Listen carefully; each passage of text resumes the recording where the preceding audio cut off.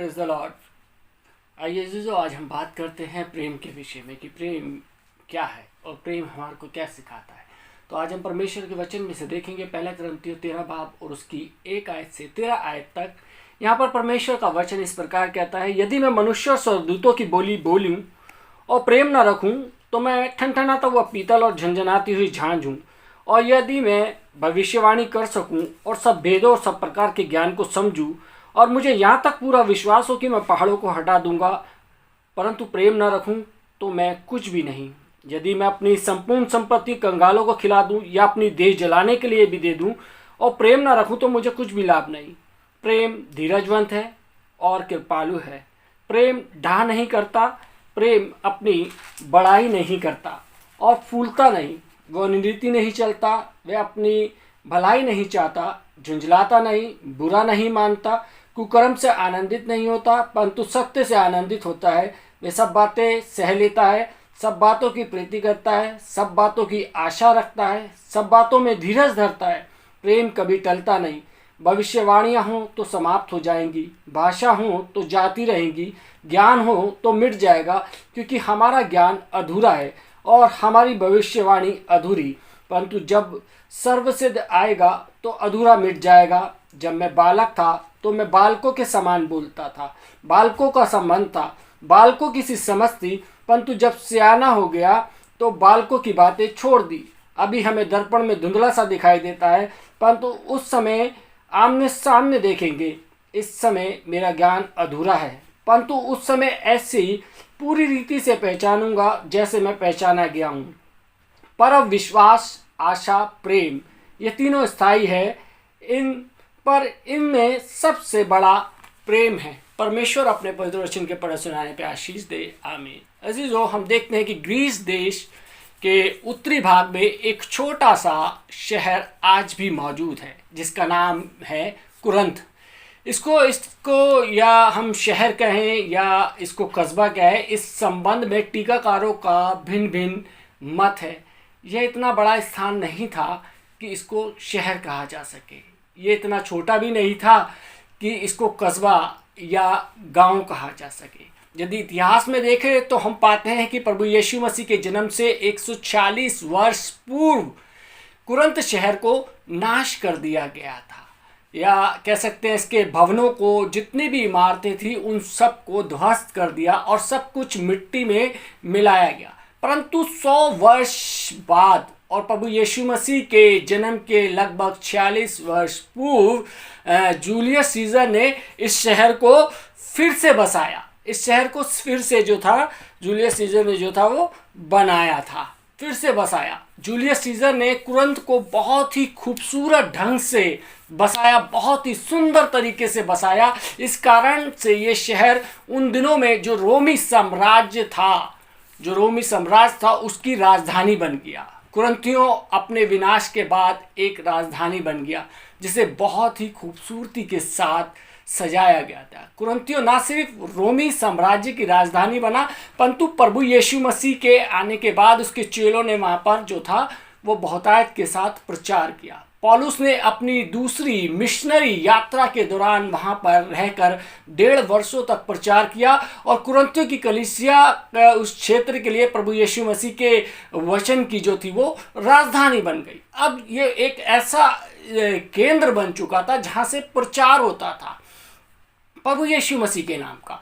पौलुस 1.5 वर्ष तक कुरंथियों में रहा और उसके जैसा महान प्रचारक ने किसी बड़े भवन में परमेश्वर का प्रचार नहीं किया, परंतु प्रिस्किलिया और अक्विला के घर में वहाँ पर उसने 1.5 वर्ष गुजारे। उसके जाने के बाद वहाँ पर सिलास और तीमुथियुस ने भी आकर उसी जगह पर प्रचार किया। कुरंथ की कलीसिया में बहुत सी समस्याएं थीं जो आज भारत की कलीसिया और विश्व की कलीसियाओं में भी दिखाई देती है।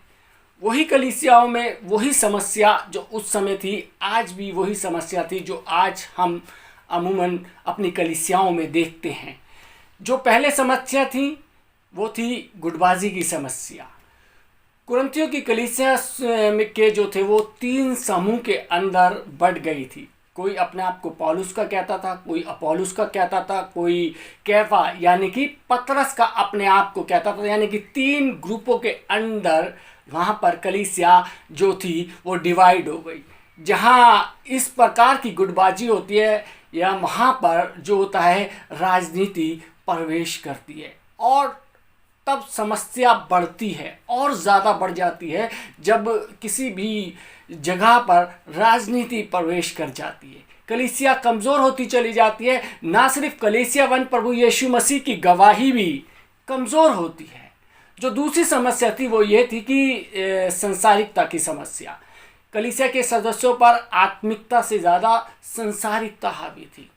आत्मिक नहीं हो रहे थे लोग, संसारिकता की ओर ज़्यादा ध्यान केंद्रित कर रहे थे, संसारिकता की ओर बढ़ रहे थे। वो संसारिक चीज़ें जो थीं उस समय कुरिन्थ की कलीसिया के ऊपर हावी हो रही थी। कलीसिया के कुछ लोग जो थे वो लोभी थे, कुछ जलन, कुछ बैर, कुछ बुराई रखने वाले लोग थे, फूट डालने वाले लोग थे, कुछ अहंकार से भरे हुए लोग थे।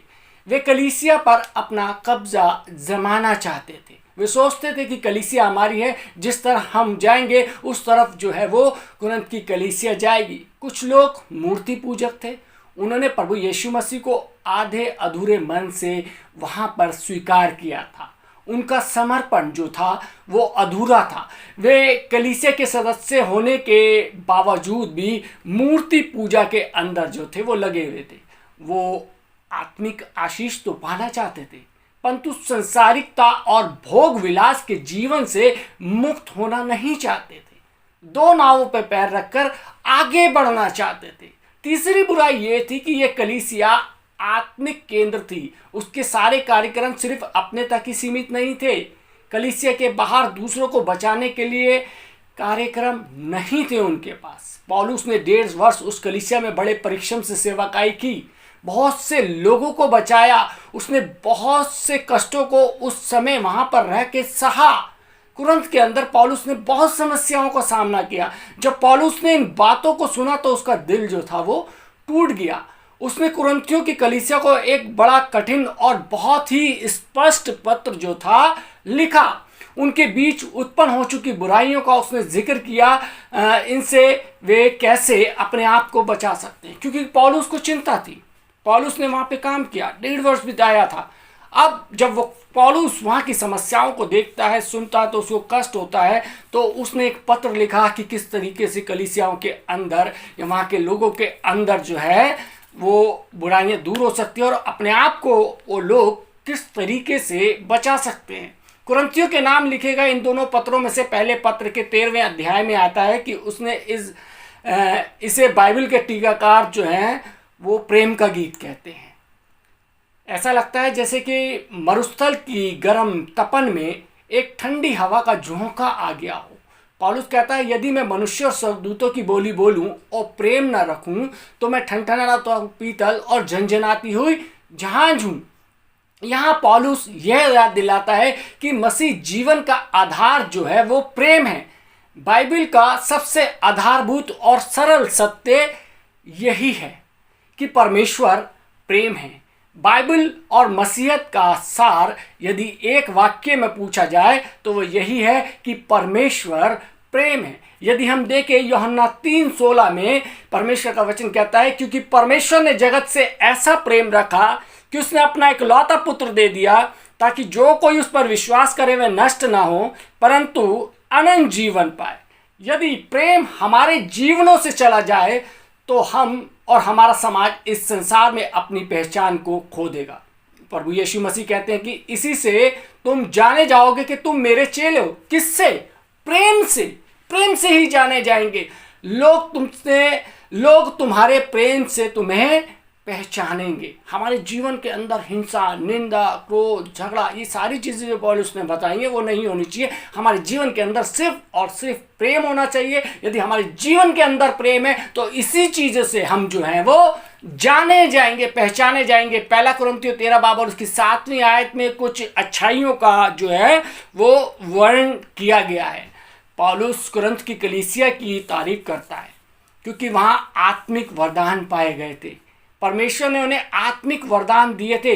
कलीसिया में ऐसे लोग थे जो बहुत से योग्य लोग थे। यदि हम देखें पहला कुरिन्थियों 11 बाब उसकी दूसरी आयत में लिखा है कि वहां पर सही सिद्धांतों की शिक्षा दी जाती थी।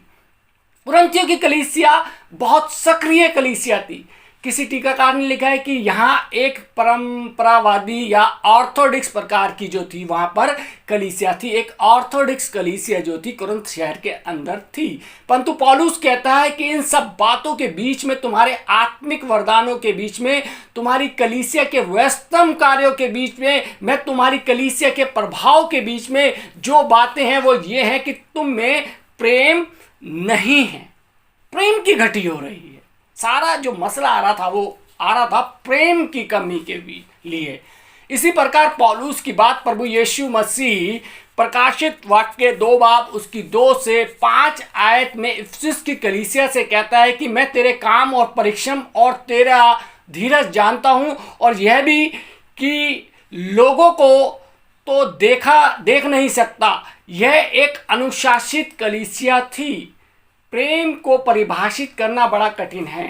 पौलुस प्रयास करता है कि प्रेम को परिभाषित करे। वो प्रेम का क्रियात्मक मूल्य, या जिसे बोल सकते हैं कि प्रेम का क्रियात्मक पहलू बताता है। प्रेम की वास्तविकता और व्यवहारिकता परिभाषा यहाँ पौलुस ने दी है, समझाने की कोशिश की है। प्रेम के विषय में पौलुस कहता है कि जो प्रेम जो है वो कार्य है, मात्र शब्द नहीं है।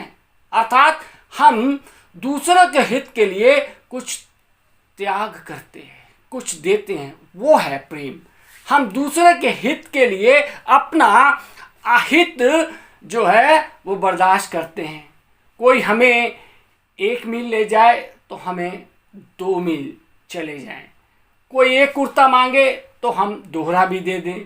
परमेश्वर ने हमसे ऐसा प्रेम किया कि उसने अपना इकलौता पुत्र दे दिया, उसको बलिदान कर दिया, उसे इस संसार में भेज दिया ताकि मेरे और आपकी खातिर क्रूस पर वे अपने आप को बलिदान करे। यदि हम देखें रोमियो 5 बाब और उसकी 10वीं आयत में परमेश्वर का वचन कहता है, क्योंकि बैरी होने की दशा में उसके पुत्र की मृत्यु के द्वारा हमारा मेल परमेश्वर के साथ हुआ, तो फिर मेल हो जाने पर उसके जीवन के कारण हम क्यों उद्धार ना पाएंगे।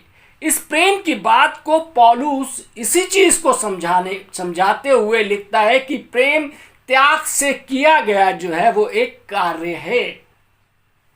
प्रेम भावनाओं पर आधारित नहीं है, वन प्रेम प्रभु यीशु मसीह के सत्य पर आधारित है। पौलुस प्रेम की प्रमुखता बताता है। वे 5 ऐसी बातें बताता है जो प्रेम से ज्यादा प्रमुख हैं। दूसरे शब्दों में यदि कहें तो यह कि प्रेम के बिना ये बातें कोई अर्थ नहीं रख सकती। यदि हमारे जीवन के अंदर प्रेम नहीं है तो ये बातें कोई मायने नहीं रखती हैं। पहली चीज वो कहता है कि यदि मैं मनुष्य की बोली बोलूं, इस विषय पर हम अनेकों बात सोचते हैं। हर बार इस वचन के ऊपर हम मनन करते हैं। सुप्रीम कोर्ट के जज का एक आदेश जो होता है वो बहुत बड़ी बात होती है, क्योंकि जो वो कह दे उसको कोई चुनौती नहीं दे सकता। अमेरिका के राष्ट्रपति के पास बहुत से अधिकार होते हैं। वो चाहे तो अपने आदेश के अधिकार से संसार के किसी भी कोने में एक भयंकर तबाही मचा सकता है, उस पूरे के पूरे क्षेत्र को समाप्त कर सकता है। मनुष्य की जो वाणी में अधिकार है, जो वाणी में अधिकार हो सकता है, पौलुस कहता है कि यदि मैं मनुष्य और स्वर्गदूतों की बोली बोलूं, स्वर्गदूत कौन सी बोलियां बोलते हैं? अब प्रश्न हमारे सामने ये आता है। पौलुस तो कह रहा है कि यदि मैं मनुष्य और स्वर्गदूतों की बोली बोलूं, सबसे पहला प्रश्न हमारे जहन के अंदर यही आता है कि स्वर्गदूत जो होते हैं वो कौन सी बोली बोलते हैं। बाइबल में इस बात का कोई संकेत नहीं है कि स्वर्गदूतों की कोई विशेष भाषा होती है। स्वर्गदूतों ने जब भी इस संसार में आकर बोली तो उसी भाषा को बोला जिसे लोग समझ सकते थे। स्वर्गदूतों ने वही कहा जो परमेश्वर ने उनसे कहा। वे परमेश्वर के वचन को प्रकट करने वाले थे। मनुष्य की वाणी के सारे अधिकार खूबसूरत भाषा, प्रभावशाली संदेश, प्रभावपूर्ण लेखनी और तर्क, या सब कुछ व्यर्थ हैं यदि हमारे जीवनों के अंदर प्रेम नहीं है। इस संसार के अंदर यदि प्रेम नहीं है तो ये संसार एक प्रेमी संसार नहीं बन सकता। दूसरी चीज पौलुस कहता है कि मैं भविष्यवाणी कर सकूं और मैं सब वेदों और सब प्रकार के ज्ञानों को समझूं, और मुझे यहां तक पूरा विश्वास है कि मैं पहाड़ों को हटा दूं परंतु प्रेम न रखूं तो मैं कुछ भी नहीं। सब अपना भविष्य जानना चाहते हैं। कभी कभी अखबार उठाकर उसमें छपे हुए राशिफल को भी देख लेते हैं। कभी कोई हाथ दिखाने वाले के पास जाता है, हाथ दिखा लेते हैं तो शायद हाथ भी कि हमें पता चल सके कि हमारा भविष्य क्या है। सब में भविष्य जानने की चाहत होती है, एक उम्मीद होती है कि आने वाले भविष्य में उसके जीवन के लिए क्या योजना है। परमेश्वर के वचन में हम पाते हैं कि एक ऐसा समय था जब भविष्यवक्ता भविष्य की बातें बताया करते थे। ये भविष्यवक्ता वे लोग होते थे जिन्हें परमेश्वर संदेश देता था। ये भविष्यवक्ता वो लोग थे जो बताते थे कि भविष्य में क्या होने वाला है। इनका वर्णन हम नए नियम में भी हम जो है वो पाते हैं। यदि हम देखें प्रेरितों के काम 11 बाब और उसकी 27वीं आयत में अगबुस नाम का एक भविष्यवक्ता की चर्चा है। उसने बताया कि अकाल पड़ने वाला है। इससे पहले कि अकाल पड़े कलीसिया के लोगों ने दान इकट्ठा करके उस स्थान में पहुंचा दिया। यानी कि एक भविष्यवक्ता की सामर्थ्य के द्वारा जो भविष्य बता रहा था कि इस समय अकाल पड़ने वाला है, तो परमेश्वर की कलीसिया के लोगों ने वहां पर दान इकट्ठा करा और उस जगह जो था वो दान पहुंचा दिया गया। पुराने नियम में गिनती की पुस्तक का 22वें अध्याय में बलाम नामक के भविष्यवक्ता का जिक्र है। वो परमेश्वर के भय में चलता था, वे परमेश्वर के वचन को जानता था, वो ये जानता था कि परमेश्वर की इच्छा क्या है, परंतु उसके हृदय में लोगों के लिए प्रेम नहीं था। जी हाँ, बलाम सब कुछ करता था, सारी चीज़ें थी, सारी क्वालिटियां उसके अंदर थी जो है भविष्यवक्ता के अंदर होनी चाहिए, लेकिन उसके जीवन के अंदर प्रेम नहीं था। इसलिए परमेश्वर ने मूसा को आज्ञा दी कि बलाम को ले जाकर उसका वध करे। गिनती की पुस्तक 31 बाब और उसके 8वें अध्याय में इस घटना का जो वर्णन है वो हम पढ़ सकते हैं। यदि हम देखें यिर्मयाह नबी बार बार रोने वाला भविष्यवक्ता था। जब भी हम यिर्मयाह नबी की पुस्तक पढ़ते हैं तो हमारे को ऐसा प्रतीक होता है कि जैसे यिर्मयाह नबी जो था वो बार बार रोता था। क्या वह अपनी समस्याओं के लिए रोता था? क्या वो अपनी समस्याओं को परमेश्वर के सामने रो रो के प्रदर्शित करता था? जी नहीं। यिर्मयाह के जीवन में जो शोक था, जो उसके आंसू बहते थे, वो उनके लोगों के लिए होते थे। अपनी प्रजा की दुर्दशा को देखकर उसको बड़ा दुख होता था। पौलुस कहता है कि यदि मैं सब प्रकार की भविष्यवाणी कर सकूं और प्रेम ना रखूं तो कुछ भी लाभ नहीं। कुछ ऐसा है जो भविष्यवाणियों से भी बड़ा है, कुछ ऐसा है जो मनुष्य और स्वर्गदूतों की बोलियों के बोलने से भी बड़ा है, और वो है प्रेम। तीसरी चीज पौलुस कहता है कि सब प्रकार के ज्ञान को समझूं। हर आदमी हर ज्ञानवान होना चाहता है, और यहाँ पे पौलुस भी कहता है कि मैं सब प्रकार के ज्ञान को समझूं। दुनिया में क्या हो रहा है ये जानना अब बिल्कुल भी मुश्किल नहीं रह गया है। हम इंटरनेट पर उपलब्ध सारी जानकारियों को जान लें। इतना ही नहीं, संसार की सारी जानकारियों का जो ज्ञान है वो यदि हमें हो जाए, हम इतने ज्ञानी हो जाएं, पौलुस कहता है कि मैं सब प्रकार के भेदों को और सब प्रकार के ज्ञान को समझूं।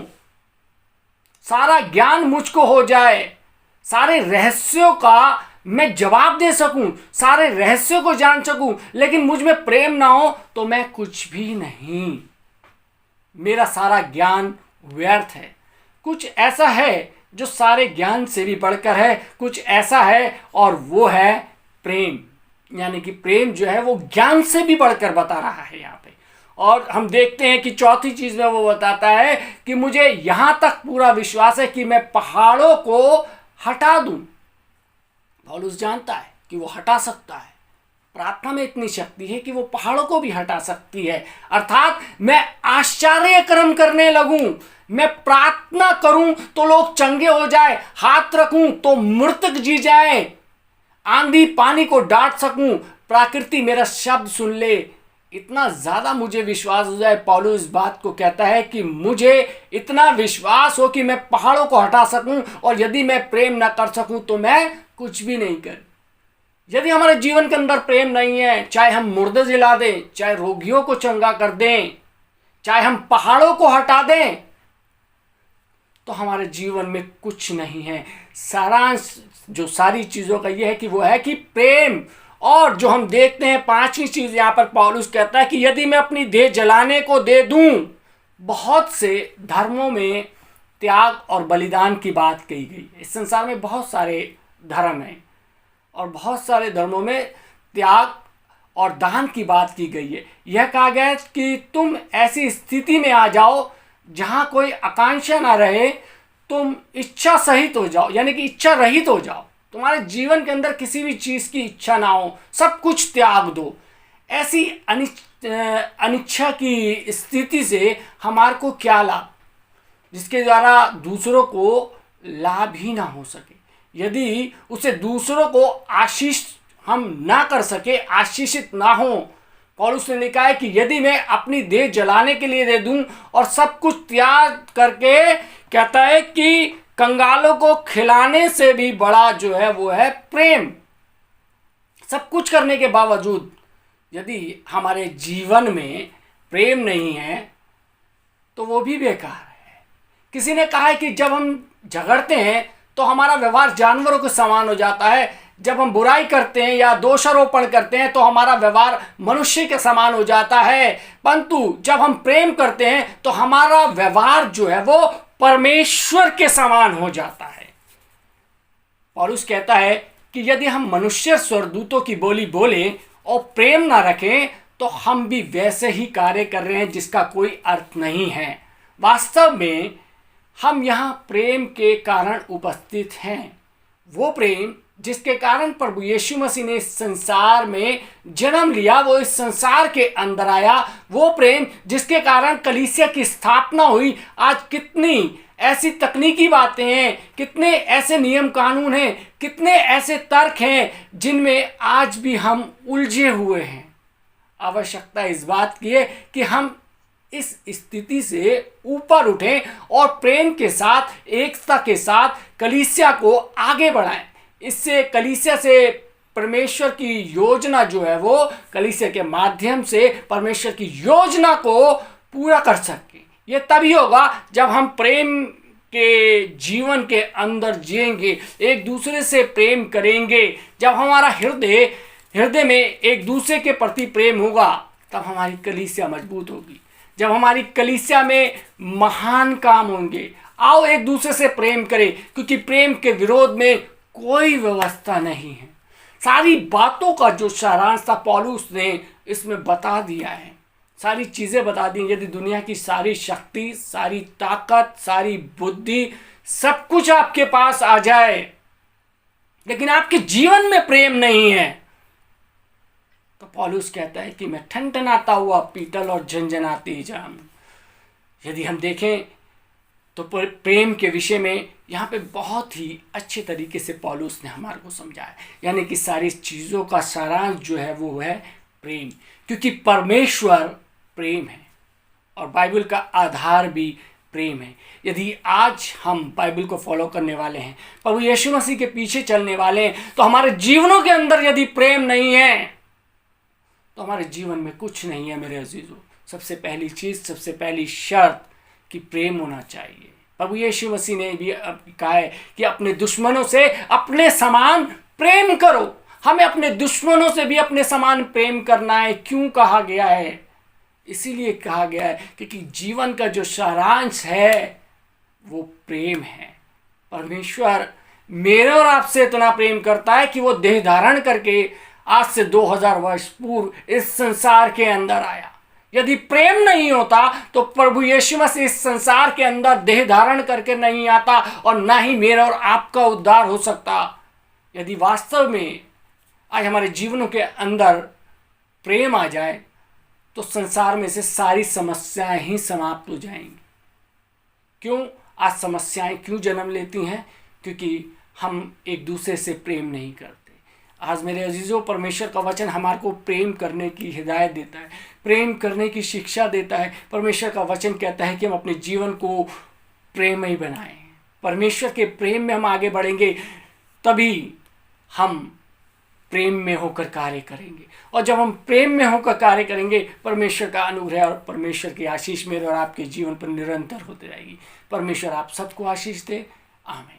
आइए हम दुआ मांगे। महान सामर्थी पिता परमेश्वर, धन्यवाद देते हैं प्रभु जी आज के सुंदर वचन के लिए, जिसमें खुदा प्रभु जी हमारे को प्रेम की व्याख्या करके सिखाया गया है, बताया गया कि प्रेम किस प्रकार का है, कि प्रेम चुचलाता नहीं, प्रेम गाली नहीं बकता, प्रेम किसी भी प्रकार की हिंसा को बर्दाश्त नहीं करता, प्रेम नफरत नहीं करता, प्रेम डहा नहीं करता।